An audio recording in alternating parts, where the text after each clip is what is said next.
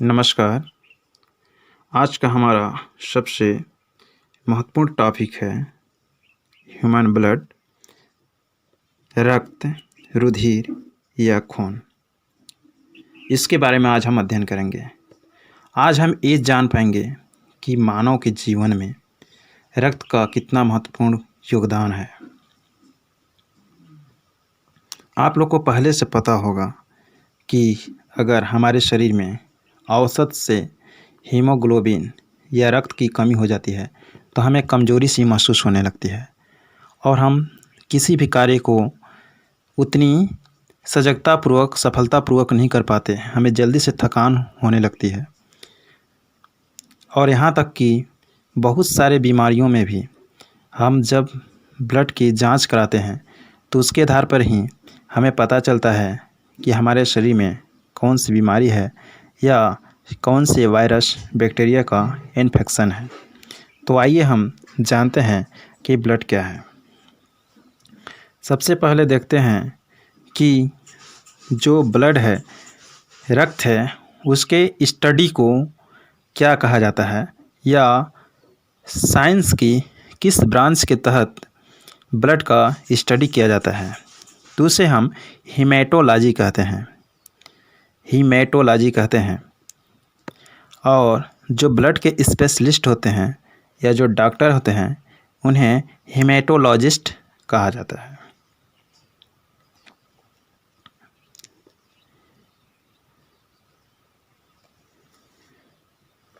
अगर ब्लड की हम मात्रा की बात करें तो यह मेल जो होता है या पुरुष होता है उसमें 14 से 17 यूनिट होता है और फीमेल जो होता है उसमें 10 से 14 यूनिट होता है। 1 यूनिट के बराबर 350 या 400 ml होता है। ब्लड एक देखा जाए तो सर्कुलेटरी ऑर्गेन है। हमारे बॉडी में O2, CO2, glucose, nutrient, minerals, urine blood में घुले होते हैं। इन सारी चीज़ों को ऑर्गेन्स तक पहुंचाने का कार्य करता है ब्लड। ब्लड को देखा जाए एक तरह से तो यह कनेक्टिव टिश्यू संयोजी ऊतक होता है। यह सभी अंगों व टिश्यू के पास जाता है। ब्लड एक मेसोडर्मल ऑर्गेन है जिसका निर्माण बोन मैरो अस्थि मज्जा यानी कि हड्डियों में जो खोखला पार्ट होता है वहीं पर निर्माण होता है। बोन मैरो मेसोडर्म लेयर के नीचे होता है। ब्लड की उत्पत्ति मेसोडर्म लेयर से ही होती है। अगर देखा जाए कि ब्लड की पीएच वैल्यू कितना होती है तो ब्लड की पीएच वैल्यू 7.4 7.4 होती है। हल्का सा या क्षारीय होता है। अब हम बात करेंगे कि ब्लड का मापन कैसे करते हैं या इसका मेजरमेंट कैसे किया जा सकता है। तो ब्लड का जो मापन है इसका मापने का यंत्र है हीमोसाइटोमीटर। हीमोसाइटोमीटर से ब्लड का हम मेजर करते हैं। अगर हम इसकी क्वांटिटी की बात करें कि कितना होता है तो मेल में या पुरुष में 5 से 6 लीटर जबकि फीमेल में 4 से 5 लीटर होती है। पूरे बॉडी वेट का यह 7% होती है।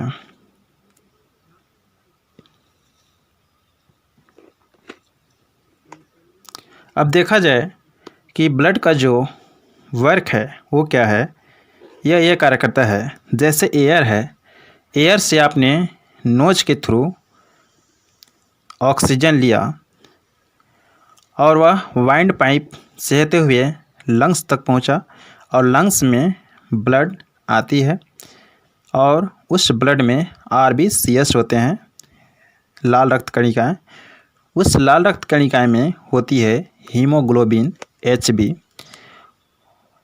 Hb ऑक्सीजन को वहाँ से पकड़कर हृदय तक ले जाती है और हृदय से पूरे शरीर तक पहुँचाती है। फिर उधर से रिटर्न टाइम हीमोग्लोबिन कोशिकाओं से उत्पन्न कार्बन डाइऑक्साइड को पकड़कर हृदय तक लाती है, हृदय से फिर फेफड़ों तक लाती है। इस प्रकार यह ऑक्सीजन व कार्बन डाइऑक्साइड का परिवहन करने में या गैसों का आदान प्रदान में मदद करती है। जो मेल होते हैं या पुरुष होते हैं उनमें RBCs ज़्यादा होती है, लेकिन लड़कियों में थोड़ी कम होती है। अगर हम बात करते हैं कि जो ब्लड सेल्स होते हैं वो कितने प्रकार के होते हैं, तो ये मेन 3 टाइप से होते हैं, RBCs, WBCs और प्लेटलेट्स। जो RBCs हैं इनकी संख्या लाखों में होती है, जबकि WBCs की संख्या थाउजेंड्स में होती है, हज़ारों में, और प्लेटलेट्स की संख्या लाख में होती है।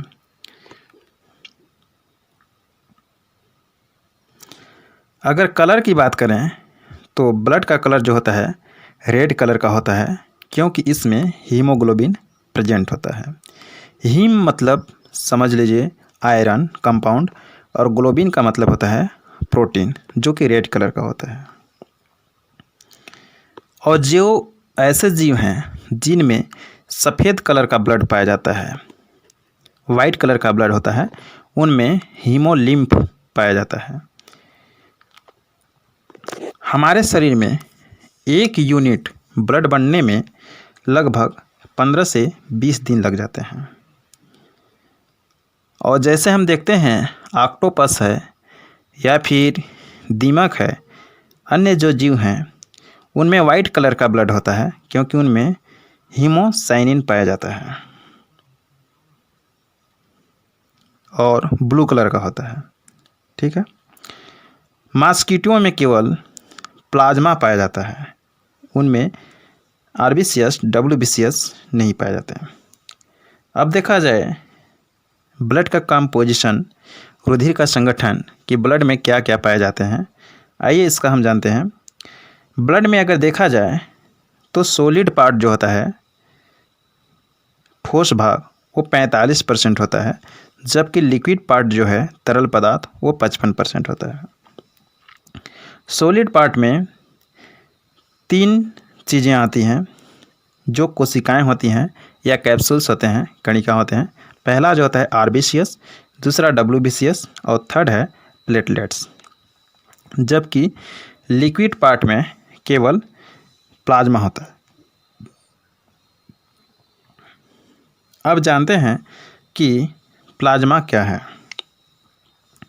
प्लाज्मा जो होता है लिक्विड पार्ट ब्लड का होता है, और जितना भी ब्लड है उस ब्लड में से अगर RBCs को हटा दिया जाए तो जो बाकी पार्ट बचता है उसे प्लाज्मा कहते हैं। लाइट येलो कलर प्लाज्मा का जो होता है वो लाइट येलो कलर होता है। ये बिलीरुबिन पिगमेंट के कारण होता है, जो लीवर से बनता है। लीवर स्टोमक के राइट पार्ट में होता है। यह सबसे हैवी पार्ट होता है, लगभग 1.5 से 2 kg का। अगर लीवर में देखा जाए तो 2 तरह के पिगमेंट बनते हैं। पहला बिलीरुबिन जो कि प्लाज्मा में प्रेजेंट होता है, और बिलीवेरिडिन ये हरा कलर का होता है, जो कि बाइल जूस पित्तरस में जाता है।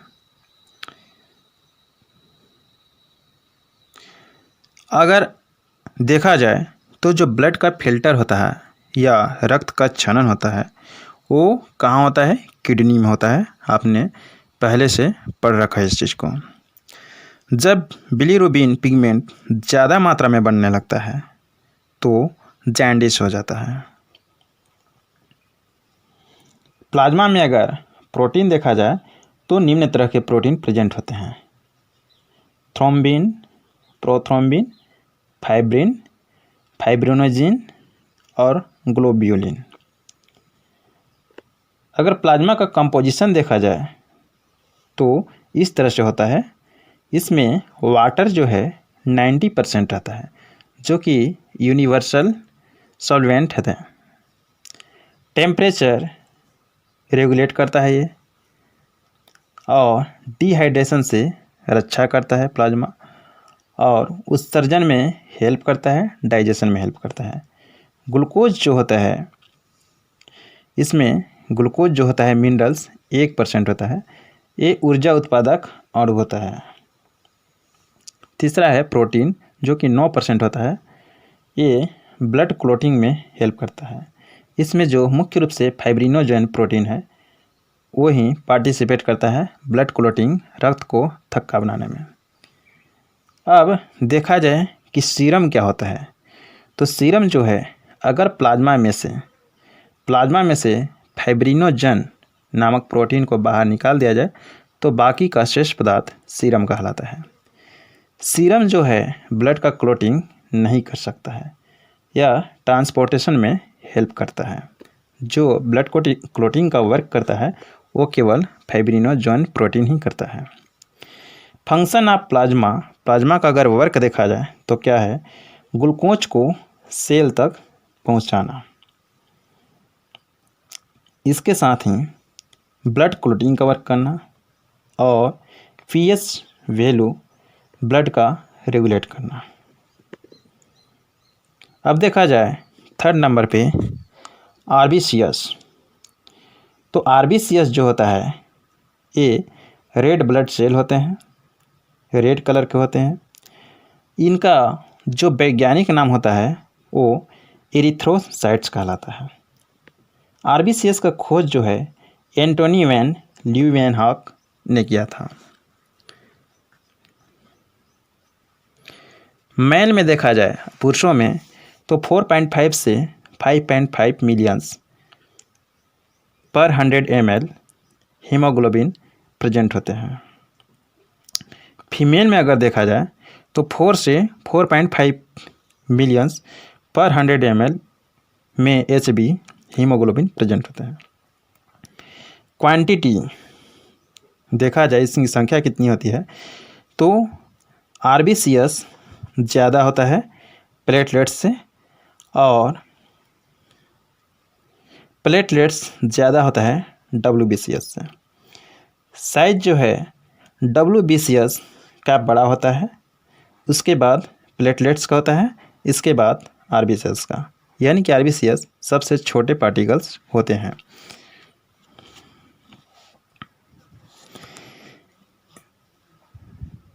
आरबीसीएस जो है सबसे छोटे पार्टिकल होते हैं। इसका जो फॉर्मेशन होता है आरबीसीएस का वो बोन मैरो में होता है। और इसका लाइफ स्पैन देखा जाए, यानी कि जीवन अवधि कितनी होती है लाल रक्त कणिका की, तो इसकी जीवन अवधि 120 दिन होती है। और इसकी मृत्यु कहाँ होती है, या फिर लाल रक्त कणिका की कब्रिस्तान किसे कहा जाता है, तो जो लीवर है उसमें इसकी मृत्यु होती है, ये हमेशा के लिए लीवर में मर जाती है। और जो स्प्लीन है या प्लीहा या तिल्ली कहते हैं, ये इसका कब्रिस्तान होता है। लेकिन स्प्लीन जो होती है, प्लीहा तिल्ली जो होती है, इसमें ये आरबीसीएस रीजनरेट हो जाती है। जो आरबीसीएस का ब्लड बैंक होता है वो स्प्लीन प्लीहा को ही कहा जाता है। मैमल्स जो होते हैं, तो मैमल्स के आरबीसीएस में न्यूक्लियस एब्सेंट होता है, यानी कि जो स्तनधारी हैं तो स्तनधारी के लाल रक्त कणिका में केंद्रक नहीं पाए जाते हैं। लेकिन कैमल जो होता है, ऊँट होता है, और लेमा होता है, उनको छोड़कर इनमें लाल रक्त कणिकाओं में केंद्रक पाए जाते हैं। इसके साथ ही हम ये जानकारी भी जानते हैं कि जैसे जैसे अगर हम ऊंचाइयां पर चढ़ने लगते हैं तो स्प्लीन में जो लाल रक्त कणिकाएं पहले से पड़ी रहती हैं वो ऑर्गेन्स में बाहर आ जाती हैं तथा O2 को एब्जॉर्ब करके रखती हैं। ऊंचाइयां पर चढ़ने पर हमारा 10% RBCS बढ़ जाती है, क्योंकि हम अगर ऊंचाइयों पर चढ़ते हैं तो हमारा रक्त दाब बढ़ने लगता है और ऑक्सीजन की कमी होने लगती है।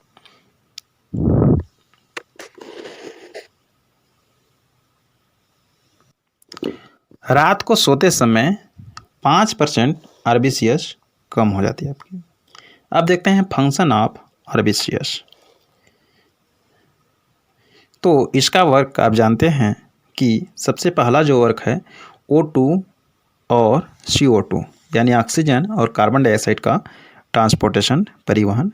सेकेंड है O2 गैस लंग्स में जो ब्लड होती है उसमें जो ग्लूकोज होता है उसका ब्रेक डाउन करता है तथा H2O plus CO2 plus ATP बनते हैं। Water plus carbon dioxide plus adeno triphosphate यानी कि एनर्जी बनती है। ये केवल O2 गैस ही कर सकती है। ग्लूकोज प्लस O2 अगर मिल जाए तो CO2 H2O प्लस ATP बनती है। ये कोशिकाओं के अंदर संपन्न होती है माइटोकॉन्ड्रिया में। हमारे बॉडी में O2 जो है हीमोग्लोबिन के साथ मिलकर HbO2 तथा CO2 के साथ मिलकर HbCO2 के फॉर्म में पाया जाता है। O2 से भी ज़्यादा, ऑक्सीजन से भी ज़्यादा जो कार्बन डाइऑक्साइड गैस है हमारे ब्लड में सोल्यूबल है। तो यहाँ तक की जानकारी आप लोग को कैसे लगी ब्लड के बारे में? अगर अच्छा लगे तो आप इसे कमेंट करके कमेंट सेक्शन में हमें बताएं। फिर इसके बाद इसके आगे का वीडियो हम WBCS क्या है, उसका वर्क क्या है, प्लेटलेट्स क्या है, उसका वर्क क्या है, इस चीज़ के बारे में हम वीडियो बनाएंगे, लेकिन आप बताएंगे तो।